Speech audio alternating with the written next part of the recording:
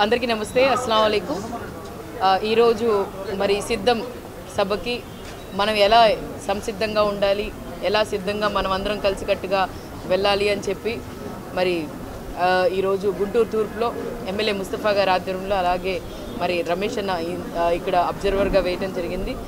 ఆధ్వర్యంలో జరుగుతుంది. మొదటి మరి అందరం కలిసి దిశానిర్దేశం మనం అందరం కలిసికట్టుగా ఎలా వెళ్ళాలి, ఎలాగా మనం సిద్ధం ప్రోగ్రామ్ని సక్సెస్ఫుల్గా చేయాలి అని చెప్పి మీరు చూసుకుంటే దాదాపుగా 3 చోట్ల కూడా సిద్ధం ప్రోగ్రామ్ సక్సెస్ఫుల్గా జరిగింది. దాదాపుగా 14 లక్షల మంది మరి జనాభా రావడం జరిగింది. దాంతోనే అర్థమవుతుంది రాబోయే కాలంలో జగన్మోహన్ రెడ్డి గారి వెంట ఎలా సైన్యం ఉంది అని చెప్పడానికి ఒక నిదర్శనం ఎప్పుడూ లేనట్టుగా ఉమ్మడి రాష్ట్రంలో కానీ లేకపోతే మన విభజన జరిగిన తర్వాత కూడా ఇలాంటి సభలు ఎప్పుడు జరగలేదు అని చెప్పి దేశం మొత్తం చర్చించుకుంటుంది.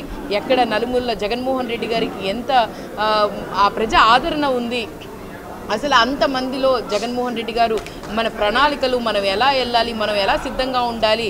ఎందుకనంటే ఎంతోమంది పొత్తులు పెట్టుకొని వస్తున్నారు. వాళ్ళ భయం ఏంటి అనంటే జగన్మోహన్ రెడ్డి గారు ఖచ్చితంగా రానున్న రోజుల్లో 2024లో మళ్ళీ సీఎం అవుతారు అని చెప్పి మళ్ళీ భూస్థాపితం అయిపోయింది మా పార్టీలు, లేకపోతే అసలు మనం కనిపించమని చెప్పి వాళ్ళకు ఒక భయం పట్టుకుంది. కాబట్టే వాళ్ళందరూ పొత్తులు పెట్టుకొని వస్తున్నారు. నేను సింగిల్గానే వస్తున్నా అని చెప్పి జగన్మోహన్ రెడ్డి గారు చెప్పడం జరిగింది. దానికి ప్రజల ఆదరణ ఎలా ఉంది అనంటే ఆయన మాట్లాడే ప్రతి మాటకి కూడా ప్రజలు అంత చక్కగా స్పందిస్తున్నారు. ఎందుకు అనంటే జగన్మోహన్ రెడ్డి గారు సంక్షేమ పథకాలు అందించారు. ఎందుకనంటే జగన్మోహన్ రెడ్డి గారు ప్రతి ఒక్క పేద కుటుంబాన్ని చూసుకున్నారు. కాబట్టే ఈరోజు ఆయనతో పాటు మేము సిద్ధంగా ఉన్నామని చెప్పి ప్రజలు కూడా ఆయన వెంటంటే ఉంటున్నారు.